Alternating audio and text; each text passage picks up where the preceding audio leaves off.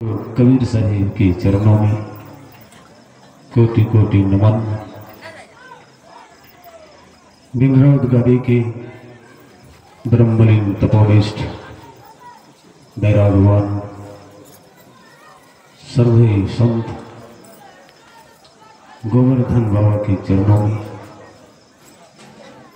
श्रद्धा प्रेम का दो फूल रखते हुए सहकोटि नमन करता हूं।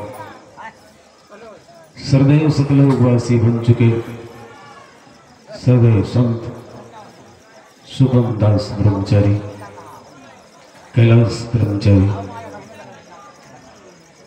सभी के चरणों में सहकोटि नमन। सभास्थल पर उपस्थित साध्वी शिखा बहने अन्न विदतगण, इस ग्राम के तमाम संत जन गुरुजन, देव देवियों, माताओं, भक्तिमती बहनों, माइक्रोफोन के द्वारा जहां तक आवाज जा रही उस आत्माओं तथा हमारे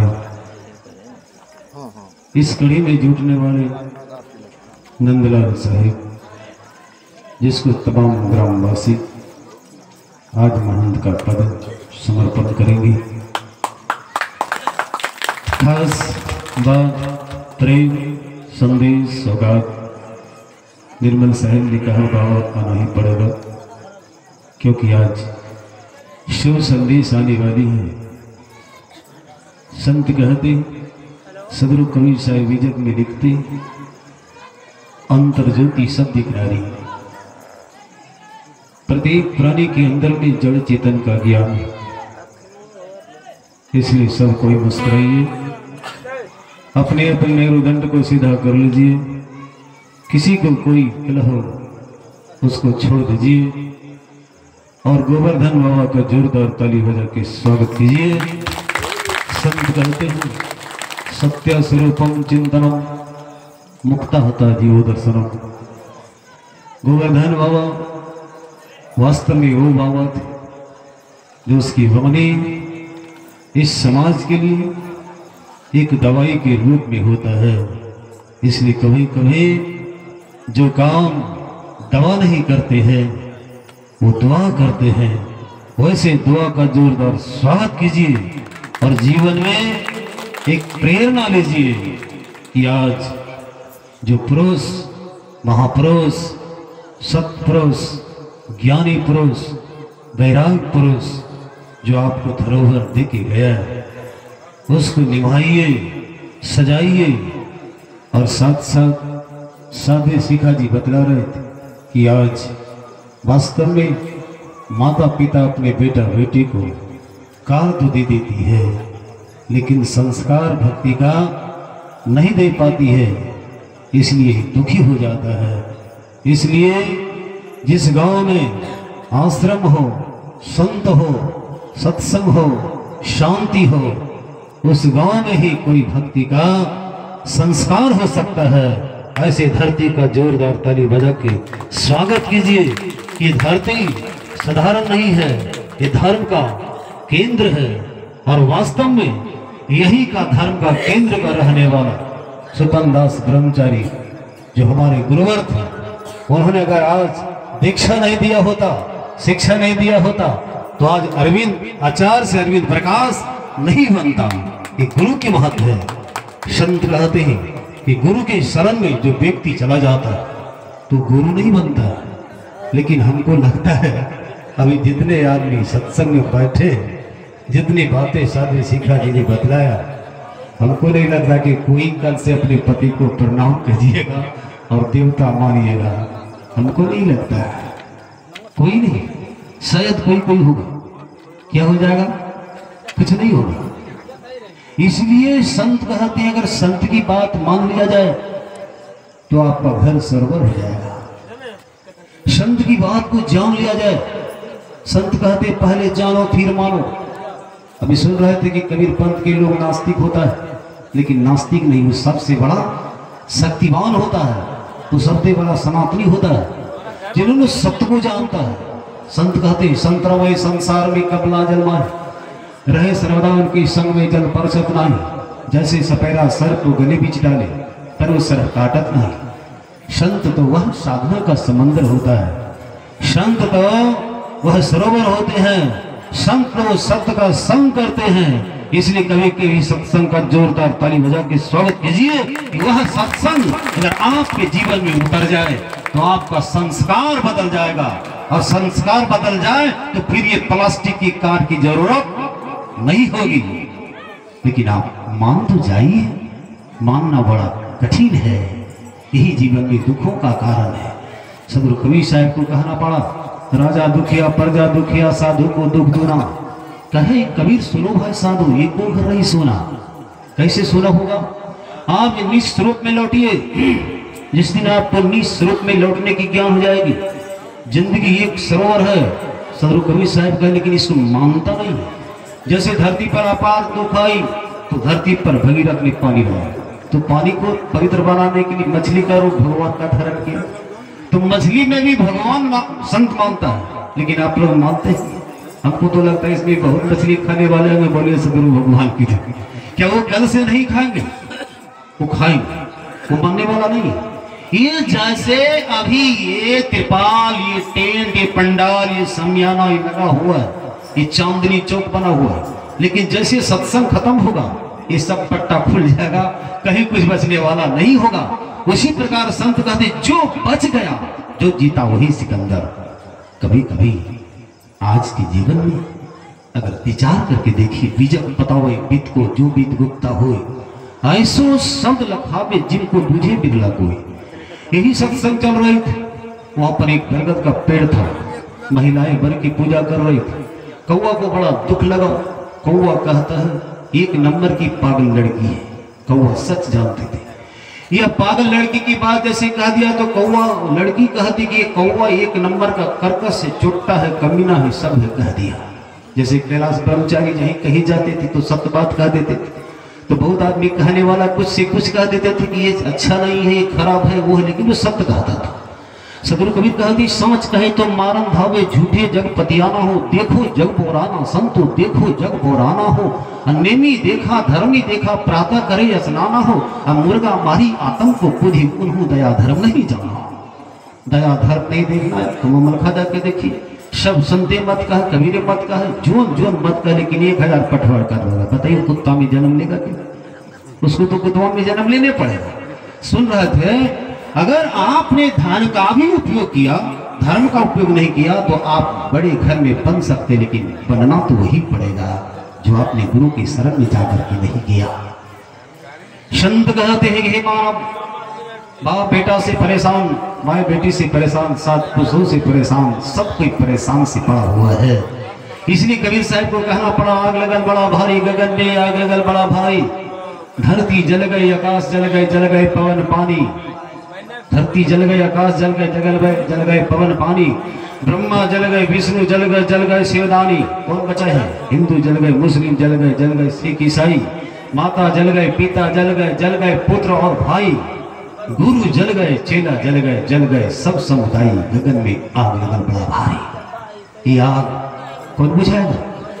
ये आग कोई संत ही बुझा सकता है, जो प्रेम रूपी पानी इसके घर में चला जाए। नहीं तो संत को कहना पड़ा, धरती कहे मैं बड़ी, ये धरती से 5 तक आया है। सुन रहे थे, सबसे बड़ी धरती है, धरती से इसी माँ ही है, इसी से पिता है। धरती कहे मैं बड़ी तो शेषनाग के ऊपर क्यों खड़ी? शेषनाग कहे मैं बड़ा तो शिव के गले क्यों पड़ा? शिव कहे मैं बड़ा तो रावण के पीछे क्यों खड़ा? रावण कहे मैं बड़ा तो बाली के कांख क्यों खड़ा? बाली कहे मैं बड़ा तो राम के हाथों क्यों मारा? राम कहे मैं बड़ा तो आपका नदी में पानी पत्थर में क्यों डूबा? बोलो सदगुरुदेव की जय। जहां चुप होगी वहां दुख होगा, जहां चुप होगी वहां दुख होगा। इसलिए सदगुरु कबीर साहब का दुख में सुमरन सब करे, सुख में करे ना कोई। और जो सुख में सुमरन करे तो फिर दुख काहे को? ये मत जवानी है। लोग कहता है कि शरीर दुखालय है, लेकिन कबीर कहते ये शरीर दुखालय नहीं है, ये शरीर सुख जोड़ा है। ये सुखों का खजाना है, क्योंकि ये बड़ी भाग से मिला है, इसको जानना नहीं चाहते। कौवा को कह दिया दुल्हन ने एक नंबर का कर कैसे कौवा कहता है भगवान शिव से गए भगवान शिव संकादिक तत्व विचारा बीजक निवानी आया कहता है कौवा मैं अब ये शरीर का त्याग करना चाहता हूं। तो उस दुल्हन ने आवाज दिया कि कौवा भगवान शिव का पूजा करो। भगवान शिव की पूजा करने के लिए चले गए। भगवान शिव वरदान देते कागराज बोलो क्या बनना चाहता है। कहा महाराज सुंदर बगीचा लगी है हमको कोयल बना दीजिए। कहा कोयल शांति में है जाकर के कोयल से पूछ। कौवा कहता है कि महाराज कोयल बना दीजिए ना। भगवान शिव कहते पहले जाके के कोयल से पूछ लो कुछ शांति में है।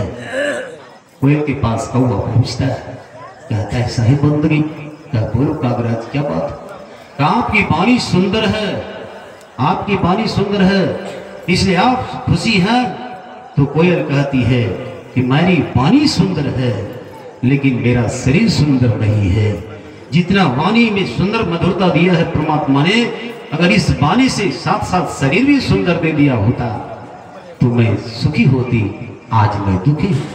का तो सुखी में कौन है। का सुखी से बनना चाहती तो तोता बन जाओ। बोलो सदगुरुदेव की जय। का भगवान शिव से पूछने दो। भगवान शिव के पास कौवा पहुंचता है का भगवान पटरी चेंज हो गया अब हमको कोयल ही बनना है। का क्या बनना है। का अब हमको तोता बना दीजिए। का तोता बनना है तो जाकर के तोता से पूछो कि वह सुखी है। जाकर के कौवा तोता से पूछता है सीताराम सीताराम। तो तोता बोलता है राधे श्याम राधे श्याम।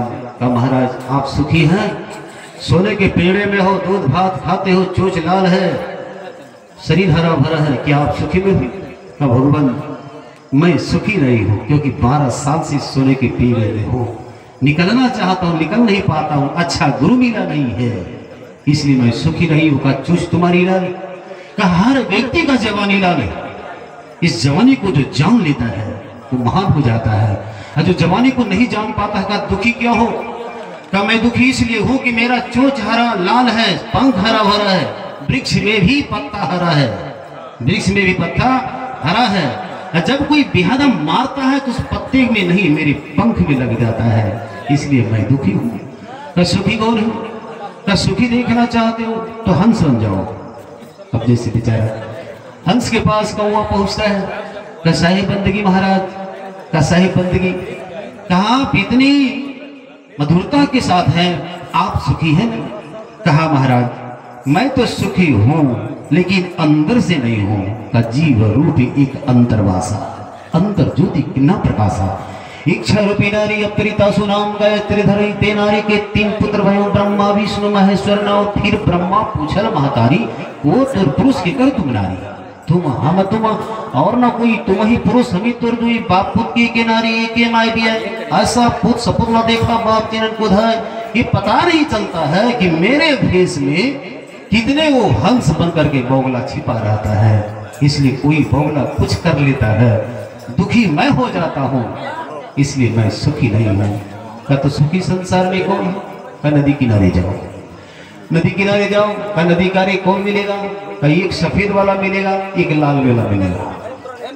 लाल वाले के पास वो जा करके पूछता है तो वह पंडित था पूजा करा रहे थे जय सिया राम राधे श्याम जो मंत्र था उसको कह रहे थे। कहा उससे कि महाराज आप सुखी हैं। तो वो लाल वाले कहते हैं महाराज मैं तो सुखी नहीं हूं। कहा क्यों नहीं सुखी है। कहा ये जीवमुखी भक्ति होता है और ये मायामुखी भक्ति होती है इसलिए मायामुखी में मैं पड़ गया हूं। जो संसार में मायामुखी में पड़ गया उसको शरीर का सुख मिल सकता है भौतिक सुख मिल सकता है लेकिन अध्यात्म का सुख उसको मिलने वाला नहीं है क्योंकि शरीर आपका जड़ चेतन आत्मा शरीर आपका जड़ चेतन आत्मा से भरा हुआ। शरीर नहीं तो जड़ नहीं जड़ नहीं तो फिर जीव नहीं जीव नहीं तो फिर ब्रह्म नहीं ब्रह्म नहीं तो फिर ज्ञान नहीं ज्ञान नहीं तो फिर अखंडता नहीं अखंडता नहीं तो फिर स्वता नहीं स्वता नहीं तो फिर सुंदरता नहीं सुंदरता नहीं तो फिर ज्ञान नहीं ज्ञान नहीं तो कोई पहचान नहीं। इसलिए कभी कभी ज्ञान का जोरदार ताली बजा के स्वागत कीजिए कि हर चीज आपका हर व्यक्ति बांट सकता है लेकिन ज्ञान आपका कोई बांटने वाला नहीं है। तो ज्ञान कहाँ मिलेगा। सदगुरु कबीर साहब कहते को काया को जानो। ये शरीर वह काया का वह ज्ञान का समंदर है। आपको कहीं जाने की जरूरत नहीं है। लखिए जितने बात संत महात्मा आपको बतलाते हैं वह बात की पहचान कर लीजिए, नहीं तो केवल भजन गाने से कुछ नहीं होगा। सदगुरु कबीर साहब ने कहा, रे मन सोच लो केवल भजन गाने से क्या होगा, ना दिया दिल में जगह गुरु को तो फिर पछताने से क्या होगा। संत नहीं बाबा को कहना पड़ा कि समय गया फिरता नहीं, छठ ही करो निज काम, अब बीता सो बीतिया अब तो कहो गुरु नाम। कहो सफेद वाले के पास जाओ, सफेद वाले के पास गए तो बेचारा कहता है सही बंदगी बाबा, कौआ का सही बंदगी, कहा आप सुखी हैं? तो संत कहते हैं अरे मैं क्या सुखी रहूंगा, कहते कहते संसार को चला गया, लेकिन सुन तो लेता है लेकिन मानता नहीं है, सुन लेता है लेकिन वो मानता नहीं है, क्योंकि प्रत्येक घर में माँ बाप रोता है और चौराहे पर शराब बांटता है। प्रत्येक घर में माँ बाप रोता है और चौक चौराहे पर सदा व्रत बांटता है। तो समझ लो इसीलिए मैं सुखी नहीं हूँ। कौआ जाकर के भगवान शिव से कहा कि हे महाराज हमको कुछ नहीं बनना है, जो है हम वही रहने दीजिए। बोलो सदगुरु भगवान की जय। कौआ का शिव भगवान ने ताली बजा के स्वागत किया। कहा जाओ समंदर के पीछे बैठ करके ध्यान कर, जिस दिन तुम्हें ध्यान का ज्ञान हो जाएगा तो मानवता का पहचान हो जाएगा। जिस दिन आपको मानवता का पहचान हो गया तो समझिए आप महान बन गए। आप महान बन गए तो गोवर्धन बाबा का पहचान और संदेश इस नगर में प्रत्येक प्राणी के अंदर में आ जाएगा। तो समझिए बिनरोध गादी ही गादी नहीं, महागादी हो जाएगा। ये ज्ञान का सागर हो जाएगा। ये निर्मल दास साहिब का सबका जितने इस कमेटी के सदस्य हैं सबका ही सहयोग हो और सब कोई मिलजुल करके सुंदर आश्रम बनाइए, गुरुकुल बनाइए। और जैसे हमारे सरपंच साहब ने कहा कि हमें संत के घर में फैसला करने के लिए कम जाना पड़ता है, तो असंत के घर में नहीं जाना पड़े, ऐसा कीजिए, आपका मानव जीवन सफल हो। इन्हीं शुभकामनाओं के साथ सदगुरु कबीर धाम मोहन का व्यास वारी में आप तमाम श्रोताओं का स्वागत है, अभिनंदन है। आगामी आने वाला 19-20 अप्रैल को विशाल सत्संग है, यहाँ पे सभी चलिए, आप सबका कल्याण हो। बोलिए सदगुरु देव की जय।